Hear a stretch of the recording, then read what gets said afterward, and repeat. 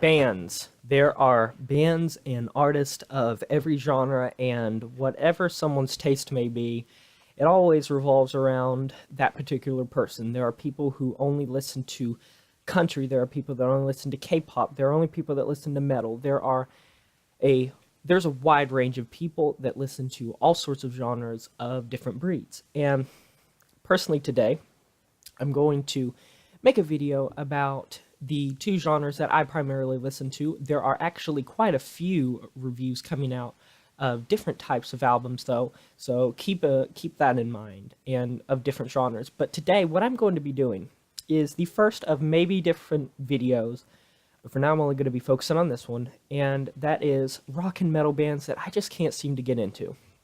Now, I want to specify something before I begin this video, and that is that none of these bands are bands necessarily that I don't enjoy some songs from. Basically what I mean by this is they're not artists that I go out of my way to search an album of theirs and listen to it in its entirety. That doesn't mean that I don't respect them as musicians. That doesn't mean that I don't respect them as a band of a certain genre, or just overall, maybe I like some of the singles, I like some of the songs from these bands. Pretty much every band that I'm going to mention today, there are certain songs from them that I enjoy.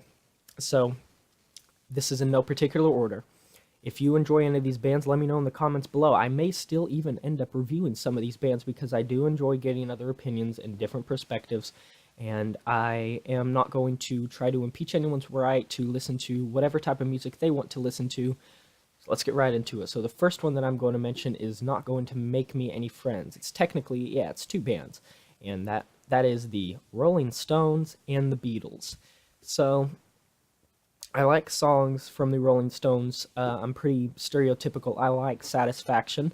That intro riff is one of the most recognizable riffs in all of rock history.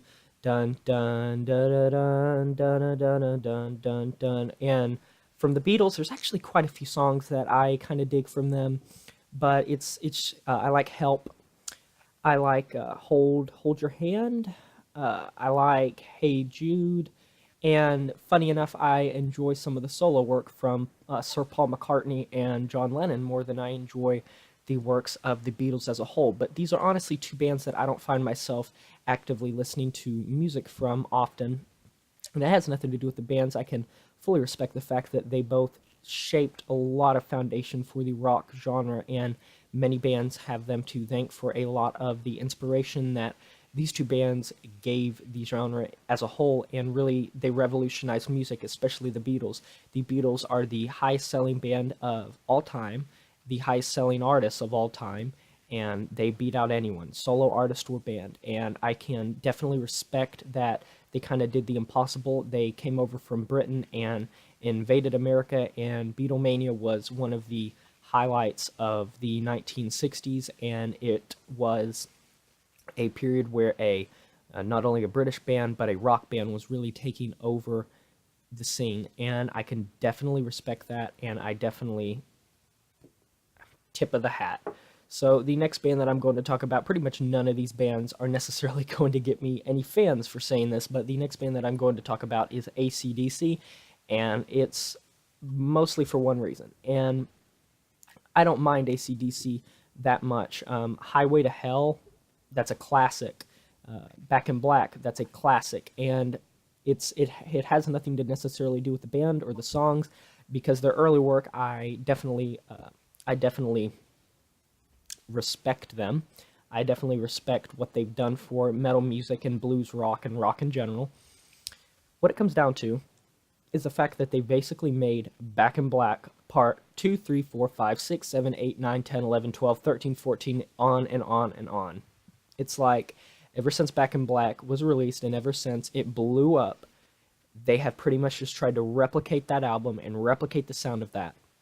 Personally, for me, I like bands that experiment with their sound. I like bands that change up their sound, and you don't even have to change up your sound that much.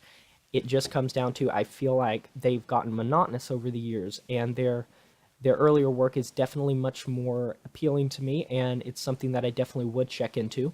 But their later material, I don't even bother anymore, just because it's very boring to me. But to be frank, I believe Axl Rose is replacing Brian Johnson of AC/DC. I think those are the names. I know Axl Rose is in the band now, and I think he's replacing Brian Johnson. I think that's the lead vocalist. I know they had an original one, and then they've swapped. Their lineup has changed a little bit over the years.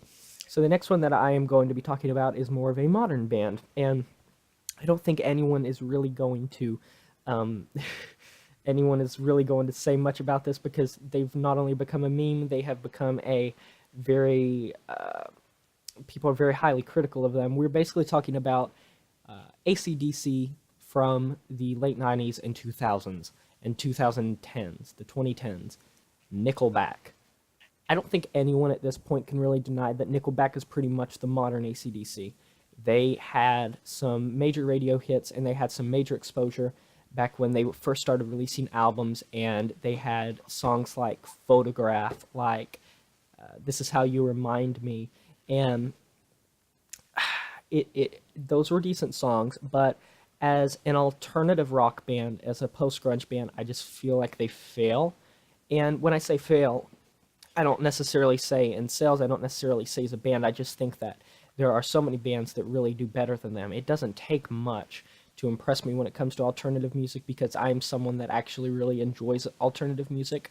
I like Breaking Benjamin, I like Shinedown, I like Saliva, I like Puddle of Mud, and Nickelback just, I feel like when it comes to this whole genre, I think that they're one of the more boring ones.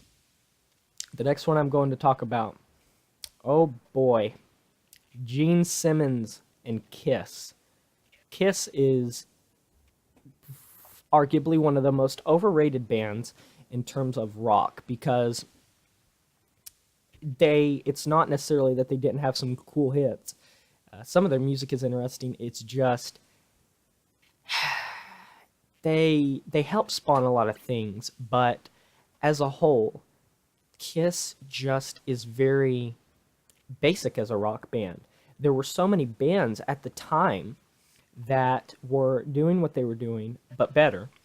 But it's just for the sheer fact of their stage antics and a lot of their face paint and the way it was insane. It was a craze. It was almost kind of like the Beatles in terms of it was something brand new, and that's why people fixated to it, not necessarily the music, because some of the music might be interesting, but it was not the best of its time, and it's very dated at this point. The next band I'm going to talk about, prefacing this, new Metallica. When I say new Metallica, I am speaking about albums such as Lulu, Saint Anger, Death Magnetic, Hardwired to Self-Destruct. Pretty much anything, Load and Reload, they're pretty good albums. I think those are some decent ones. And when you go backwards in time, Ride the Lightning, Master of Puppets, the Black Album, Injustice for All, Kill 'Em All, those are some good albums. And it's more just like I don't care to listen to Metallica now. They don't interest me that much. And their new material has toned down, and it's almost more of a frustrating thing because you've heard that earlier material and you've heard how they can play, you've heard how they are, and I feel like over the years they've gotten maybe lackadaisical when it's come to the composition of their albums and songs, and they need to maybe turn the dial back up and return to their earlier roots. Now, they're probably not going to because they still achieve success and they don't have to. They're Metallica. They can do whatever they want. But I just feel like newer Metallica definitely lacks a lot of that original just spark that really elevated them. I think that anything after the Black Album slowly started to sizzle a little bit and fizzle out. So the final band that I'm going to be talking about is Black Sabbath. Now, Black Sabbath is an extremely important band. They are a band that they pretty much single-handedly inspired the entire genre known as doom metal. And I listen to quite a few doom metal bands. I like Mournful Congregation. I like Bell Witch. I mean, there's quite a few doom metal bands and funeral doom metal bands that I listen to. and I can definitely respect what they did, but they've just, I can't put my finger on it, but they've just never been a band that I could really sink my teeth into and really just get into. So for that reason, I'm going to put them on this list, but they're less so than the others. That's why they're last. I can do a part 2 of this video because there's other bands, but I just don't want to ramble on for a really long time. The video's already fairly long, but if you guys would like to see a part 2 to this video, let me know, and let me know other genres you would like me to talk about when it comes to bands that I think are overrated or bands that I think I can't really get into. So this has been J Morse Review Guy. I'm signing off saying farewell.